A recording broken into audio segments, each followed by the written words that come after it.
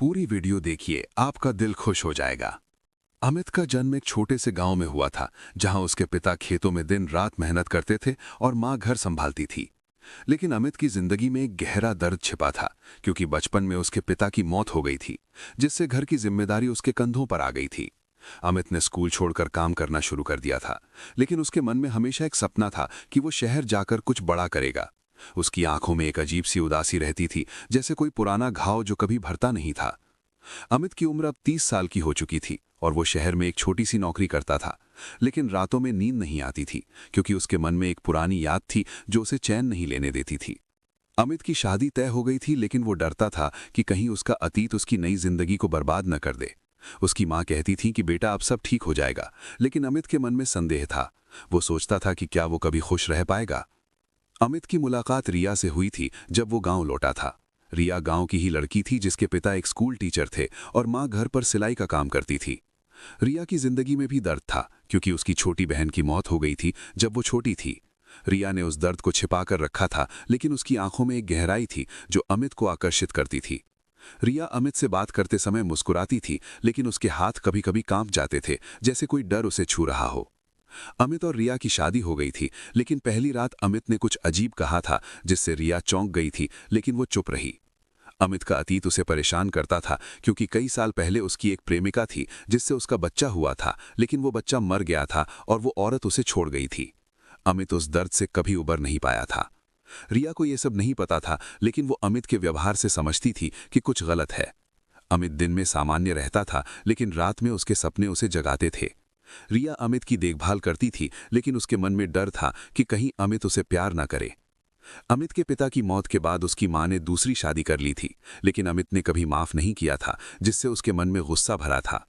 रिया की मां कहती थी कि बेटी अमित अच्छा लड़का है, लेकिन रिया के मन में संदेह था, क्योंकि अमित कभी कभी चुप हो जाता था और उसकी सांसें तेज हो जाती थीं। अमित और रिया साथ घूमते थे, लेकिन अमित की आंखें दूर कहीं टिकी रहती थीं, जैसे वो कुछ खोज रहा हो। रिया ने एक दिन अमित से पूछा कि क्या हुआ है, लेकिन अमित ने मुस्कुराकर टाल दिया।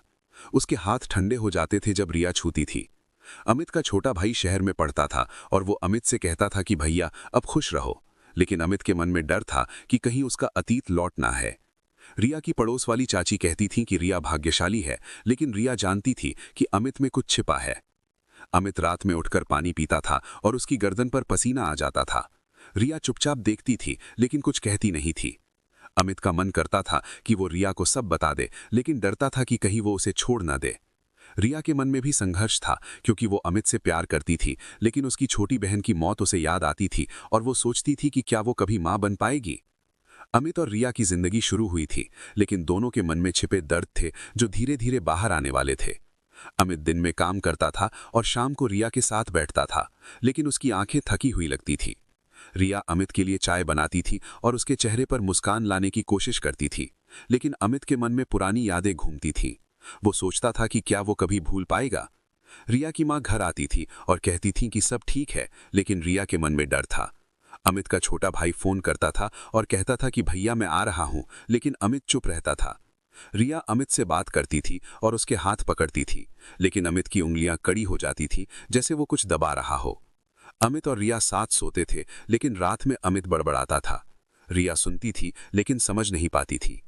अमित के मन में नैतिक द्वंद्व था, क्योंकि वो रिया से झूठ बोल रहा था, लेकिन डरता था कि सच्चाई से सब बर्बाद हो जाएगा।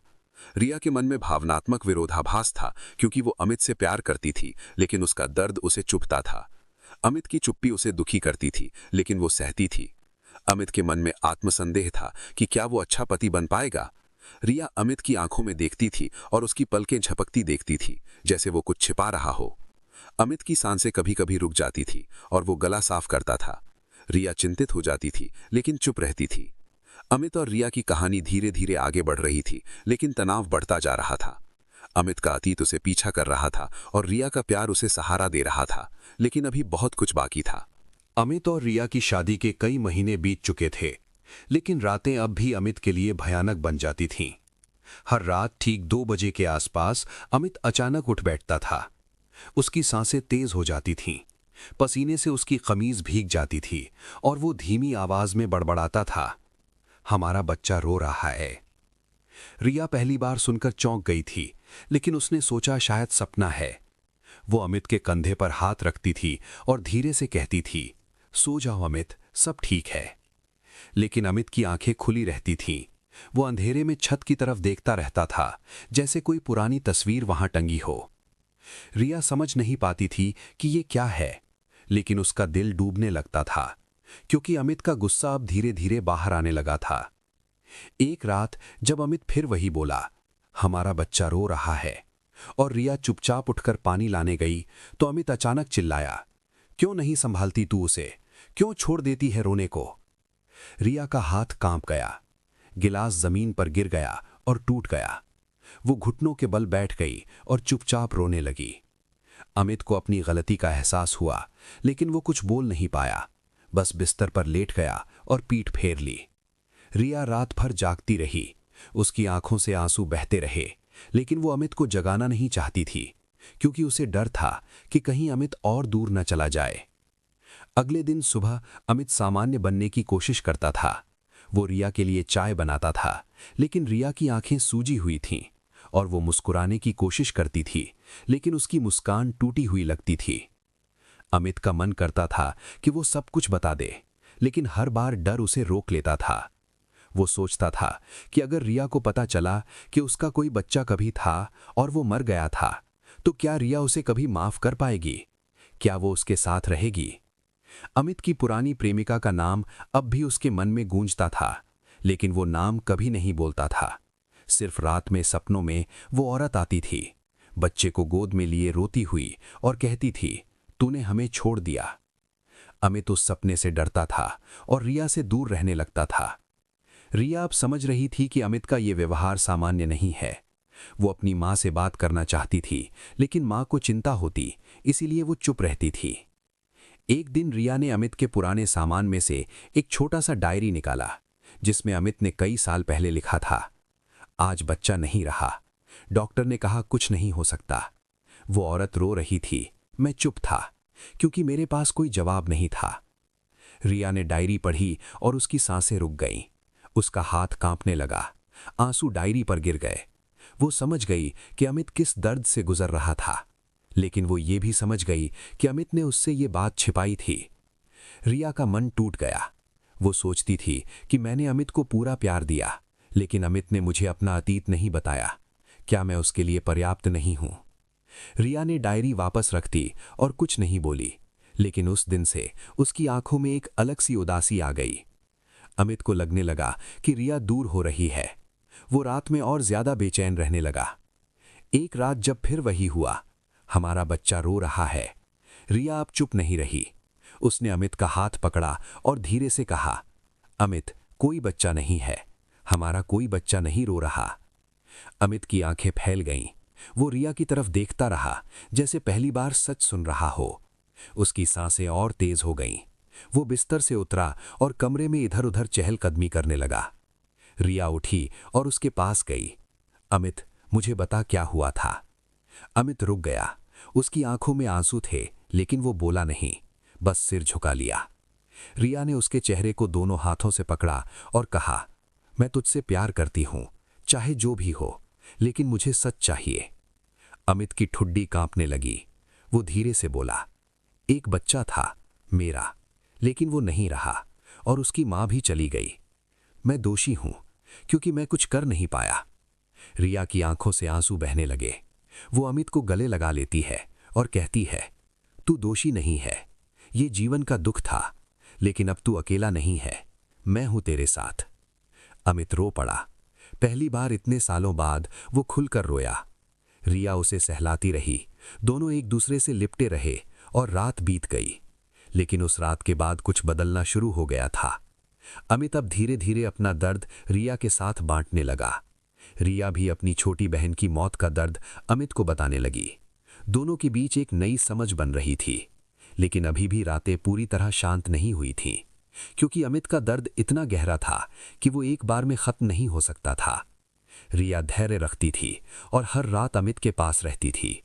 जब अमित बड़बड़ाता था तो रिया उसके कान में कहती थी, सो जा अमित, हम साथ हैं, बच्चा नहीं रो रहा, हम दोनों हैं। अमित की सांसें धीमी होने लगती थीं और वो रिया की बाहों में सो जाता था। लेकिन ये सफर अभी लंबा था, क्योंकि दर्द की जड़ें बहुत गहरी थीं और उन्हें उखाड़ने में वक्त लगने वाला था।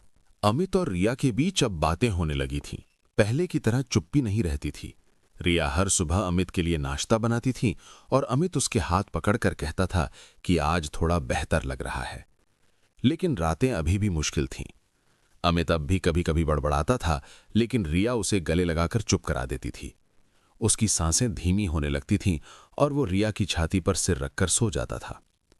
रिया सोचती थी कि ये दर्द कभी खत्म तो नहीं होगा, लेकिन कम से कम अब वो अकेला नहीं लड़ रहा था।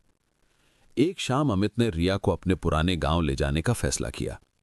वो चाहता था कि रिया उस जगह को देखे जहां उसका सब कुछ टूटा था। रिया तैयार हो गई। दोनों बस से गांव की ओर चल पड़े। रास्ते में अमित चुपचाप खिड़की से बाहर देखता रहा। उसकी उंगलियां आपस में जुड़ी हुई थीं, जैसे वो कुछ दबा रहा हो। रिया ने उसका हाथ पकड़ा और धीरे से कहा कि डर मत अमित, मैं तेरे साथ हूं। गांव पहुंचते ही अमित पुराने घर की तरफ चला। घर अब खंडहर जैसा हो चुका था। छत टूट चुकी थी, दीवारें जर्जर हो गई थीं। अमित वहां खड़ा हो गया और धीरे से बोला, यहीं सब हुआ था, यहीं बच्चा पैदा हुआ था और यहीं वो चला गया था। रिया ने अमित का कंधा थपथपाया और कहा, चल अंदर चलते हैं। लेकिन अमित हिला नहीं, वो बस खड़ा रहा। उसकी आंखों से आंसू बहने लगे। रिया भी रो पड़ी, क्योंकि उसे लग रहा था कि अमित का दर्द अब उसका भी दर्द बन चुका है। दोनों बाहर ही बैठ गए, पुराने पेड़ के नीचे। हवा चल रही थी, पत्ते सरसराते थे, जैसे कोई पुरानी कहानी सुना रही हो। अमित ने धीरे से अपनी पूरी कहानी सुनाई। कैसे वो औरत उसके साथ थी, कैसे बच्चा हुआ, कैसे डॉक्टर ने कहा कि कुछ नहीं बचा सकता, कैसे वो औरत रोते हुए चली गई और कैसे अमित अकेला रह गया। रिया चुपचाप सुनती रही। उसकी आंखें नम थीं, लेकिन वो बीच में कुछ नहीं बोली। जब अमित खत्म हुआ तो रिया ने कहा कि तूने जो किया वो गलती नहीं था, तूने कोशिश की थी, लेकिन कभी कभी जीवन हमें हरा देता है। अमित ने सिर झुकाया और बोला, लेकिन मैंने उसे दोष दिया था, मैंने खुद को दोष दिया था। रिया ने उसके चेहरे को पोंछा और कहा, अब खुद को माफ कर ले अमित, क्योंकि मैं तुझे माफ कर चुकी हूं और तेरी पुरानी प्रेमिका भी शायद माफ कर चुकी होगी। अमित ने रिया की तरफ देखा। उसकी आंखों में पहली बार शांति दिखी। दोनों गांव में रात बिताई, पुराने घर के बाहर ही। सुबह जब सूरज निकला तो अमित उठा और कहा, अब वापस चलते हैं, लेकिन इस बार मैं कुछ नया शुरू करना चाहता हूं। रिया मुस्कुराई और कहा, हाँ, हम साथ मिलकर कुछ नया बनाएंगे। शहर लौटते समय अमित ज्यादा बातें करने लगा। वो हंसने लगा। रिया को देखकर उसकी आंखें चमकने लगीं। घर पहुंचकर अमित ने एक छोटा सा प्लान बनाया। वो बच्चे के लिए नहीं, बल्कि उन बच्चों के लिए कुछ करना चाहता था जो बीमार पड़ जाते हैं और जिनके पास इलाज नहीं होता। रिया ने कहा, हम दोनों मिलकर ऐसा करेंगे।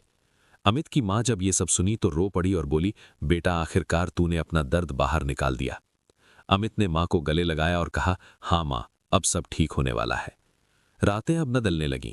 अमित अब भी कभी कभी उठता था, लेकिन अब वो बड़बड़ाता नहीं था, बस रिया की तरफ देखता था और मुस्कुराता था। रिया भी अब अपनी छोटी बहन की याद में रोती नहीं थी, बल्कि अमित के साथ मिलकर उन बच्चों की मदद करने की योजना बनाती थी। दोनों का जीवन अब एक नए मकसद से भर गया था। दर्द अभी भी था, लेकिन वो दर्द अब उन्हें तोड़ने की बजाय जोड़ रहा था।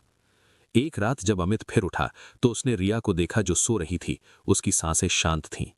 अमित ने धीरे से उसके माथे पर हाथ रखा और मन ही मन कहा कि धन्यवाद रिया, तूने मुझे बचाया। रिया नींद में मुस्कुराई, जैसे उसने सुन लिया हो, और दोनों फिर सो गए। अब रातें शांत थीं, क्योंकि दर्द अब अकेला नहीं था, वो दोनों के बीच बटा हुआ था और प्यार ने उसे धीरे धीरे कम कर दिया था। अमित और रिया की कहानी अब खत्म नहीं हो रही थी, बल्कि नई शुरुआत हो रही थी। एक ऐसी शुरुआत जहां दुख और खुशी साथ साथ चलते थे, लेकिन प्यार सबसे ऊपर था।